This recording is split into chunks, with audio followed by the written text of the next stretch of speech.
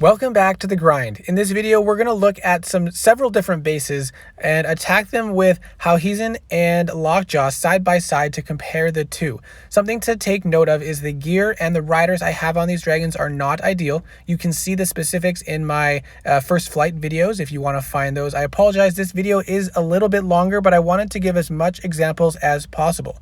Another important thing to note is for Shivenzo, he or she is very dependent on ammo and attack damage because Shivenzo relies on his ammo to destroy a base. So that is a limiting factor, and that is something to keep note of. Once you are able to get the good stuff on to Shivenzo, then it will make things a lot easier. My first impressions of each of them before we get into it is that Shivenzo is a very strong dragon and very precise and takes a lot of practice and skill and precision. So it is a lot of fun to fly if you're interested in that type of flying.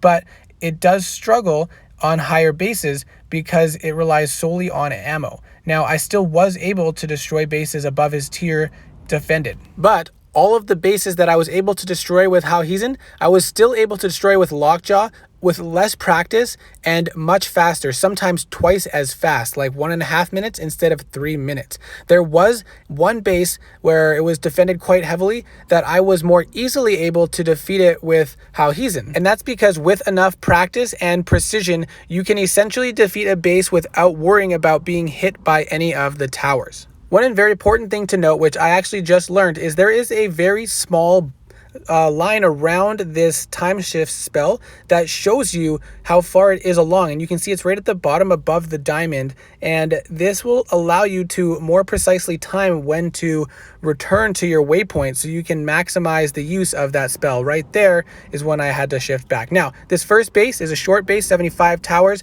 with 5 billion defense. And I would say this is at the upper end of appropriate for my Vanguard tier dragons, especially because they're only one level into Vanguard. So you can see once you freeze the towers and activate that damage boost, you're able to burn through some towers quite quickly, use that blue spell to regain rage, and if I had activated that free shield, I would have taken much less damage. It would have looked like essentially no damage. So quite easily able to get through that base without a defender. Now, if we look at Shivenzo, we have to back up a little bit further because his approach to a base is much different. You see, I started a waypoint way back there so that I had a way to place a disable spell and then return without taking any damage. However, I was a little bit slow, fairly slow, in returning to my waypoint because this video was near the beginning of my practicing. But now the blue mage is disabled. I create another waypoint as soon as I can, and now I'm able to use that blue spell to avoid damage while having increased ammo regeneration. And then I disable a tower again at the end, and I try to take out this perch before I return to my waypoint at the last second so that I can maximize my rage and ammo regeneration. And now, despite the mistake of activating my blue spell right before I undisable the blue mage, allowing it to cancel me, I still did not die and was able to clear the island quite easily. This is a much stronger base with level 82 towers and 8 billion defense, as well as being defended by the owner. So this was one of the most challenging short islands that I did come across. So you can see with Lockjaw, you can freeze the towers before the Earth Flax shield becomes active, and if you time it right and get lucky, you can freeze them a second time after the first freeze ends. Otherwise, it won't extend the freeze duration.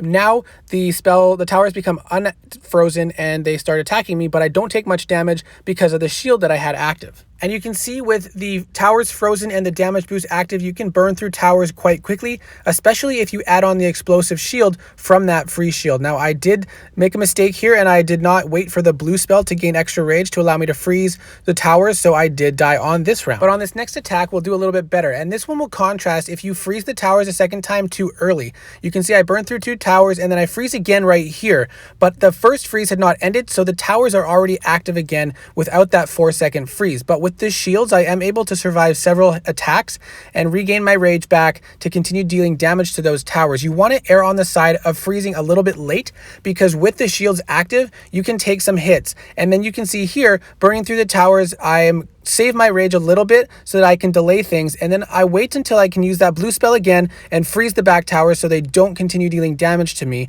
But I was not able to destroy all of the farms and mills. However, 83% for this heavily defended base with level 82 towers for a very early Vanguard level dragon, I think is quite impressive, and it really highlights some of the strengths of Lockjaw, as well as, of course, some of the weaknesses.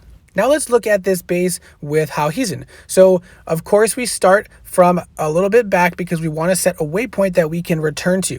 And I'm able to leave this a tower because it's not attacking. And if you leave a weak tower, it works as well, or one that has been disabled. So you set your waypoint you'll have to practice the timing of each position, but it allows me to disable one tower. And because there's no blue mage, I can use the blue spell to burst down a tower before they repair it and then return to my waypoint. At this point, I'm slowed by this totem and it allows me to my spells come off cooldown, regain some rage and ammo. And then here, I use the waypoint again at the start of this island, and then the blue spell after that to allow me to gain rage. But because I did not get through all these towers, I used the waypoint really quickly last second to avoid the mage drain and the little bit of damage from the dark flak. At this point, you want to be patient because you need to be careful with rage. I use a waypoint here to dodge the attack from the earth flak, and then I leave the perch there so that my waypoint can allow me to come to the next island, and that way I can return back to save rage again and as well as ammo. So I take out a tower and then I return to my waypoint that was about to expire. So for the kill island, despite my mistakes,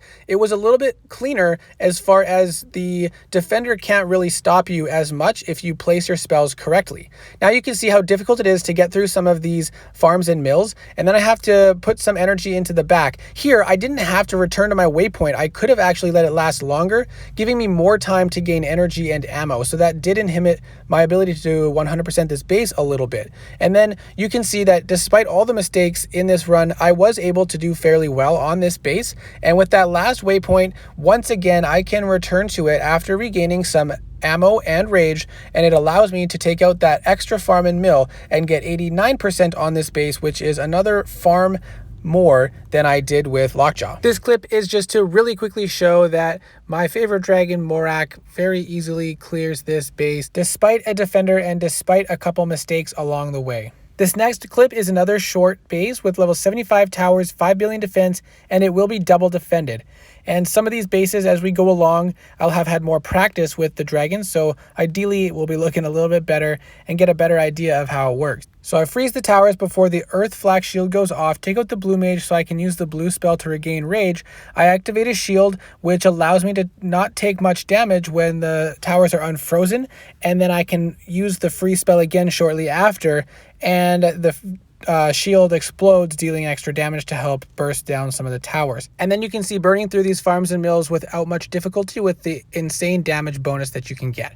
Now with how he's in, you can see I left a lower leveled lightning tower here. I started a waypoint back there, and I queued up a stasis so that I can disable the blue mage and return to my waypoint without having taking any damage.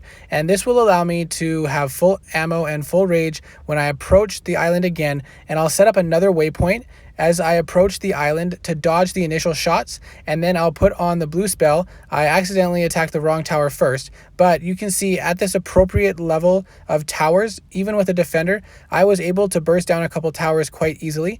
And then I went after the blue mage so that I could use stasis again without any concerns afterwards. And I set up another waypoint here when I can before I destroy this perch so that I can go back and allow myself to regain some rage and ammo, because coming into this next island without any rage is a big problem, and so you really want to make sure you can set yourself up for success. I did take out the blue mage on this next island so that when I come over here, I don't have to worry about it, and I can use the waypoint to blink the first shots and follow it by the blue spell to become invulnerable or invisible while still having increased ammo regeneration.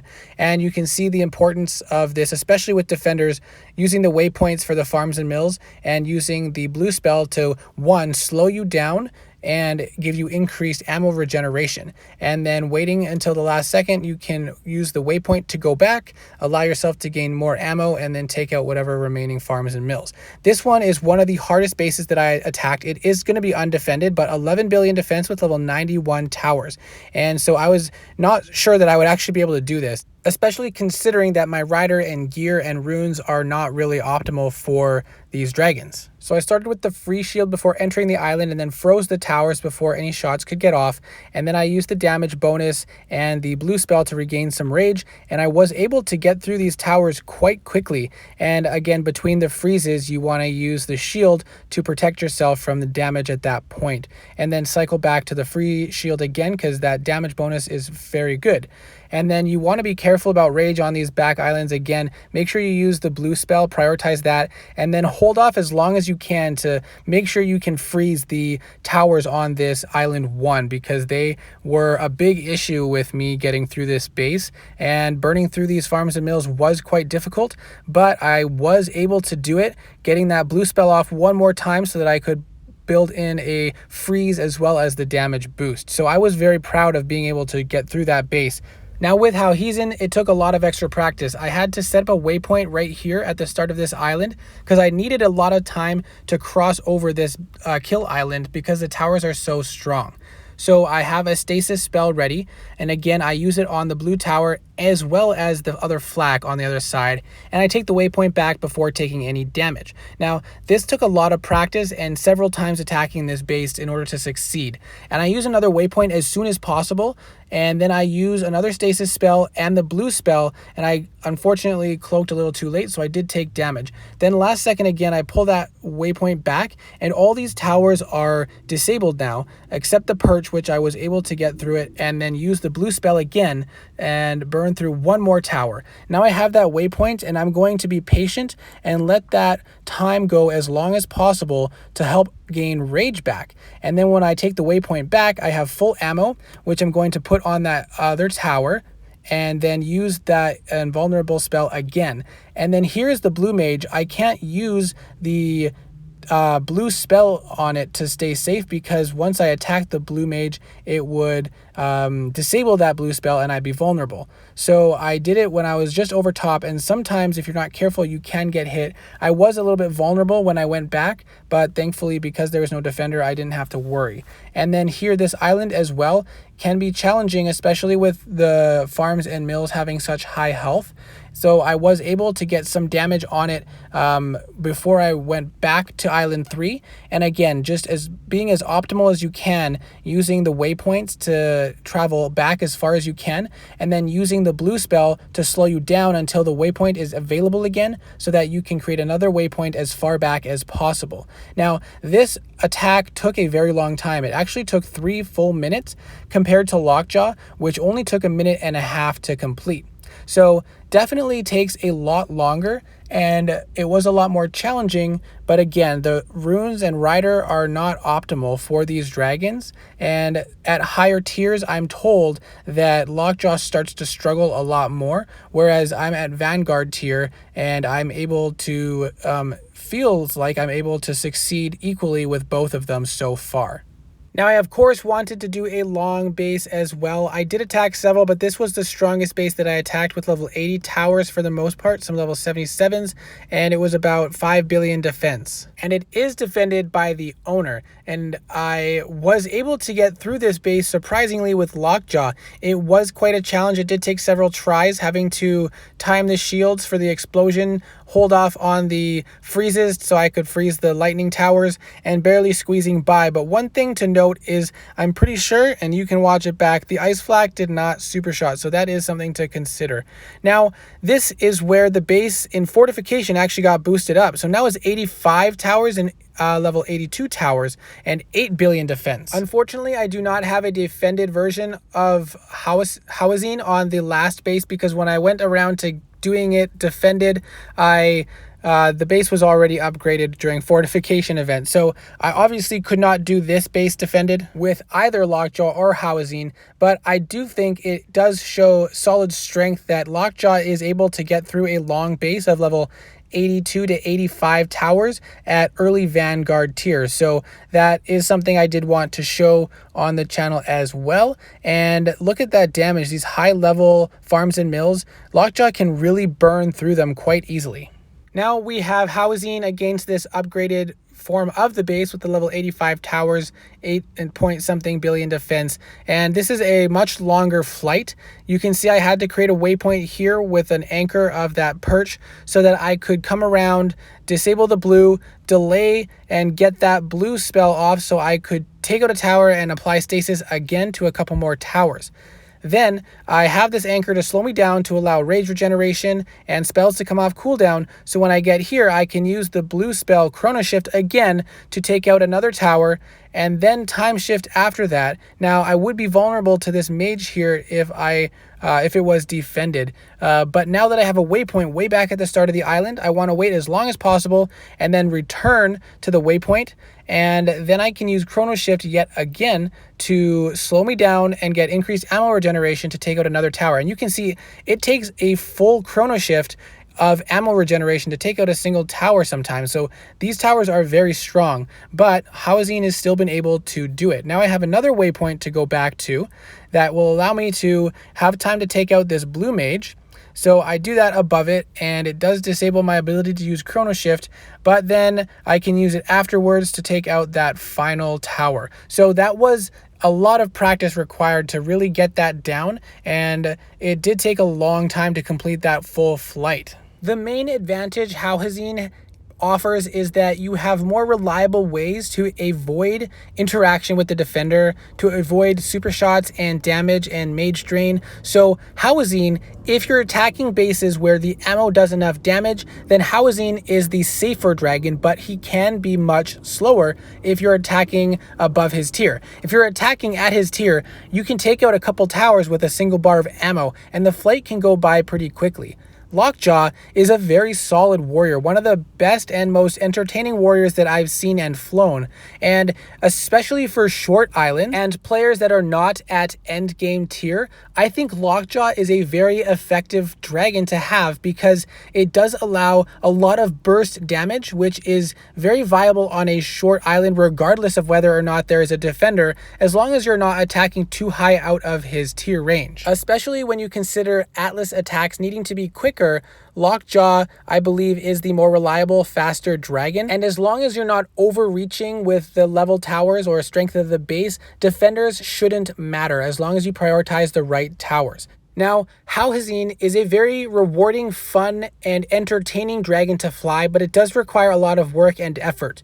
It is fun to be able to avoid the defender and frustrate them in their defense because you can disable towers, you can cloak and still deal damage to towers, and you can take a waypoint backwards so that you get out of range of the towers that are still available to attack. And with the right runes and rider, I believe this dragon will be a very strong force, attacking bases above his tier, and especially for endgame players, I've heard that Hauhazine is a very strong, reliable option as well, but again, it just takes a little bit longer to get through these flights. So keep an eye on my channel. Hopefully within the next week, I'll be able to get my how to fly videos out for both of these dragons, and I'll go through some clips and break it down really slow and show the fine precision of each of the dragons and how to fly them, at least to the way I've flown them and felt like I've been able to do the best. So thanks again for watching. I hope this video helped, and I'll see you in the next video.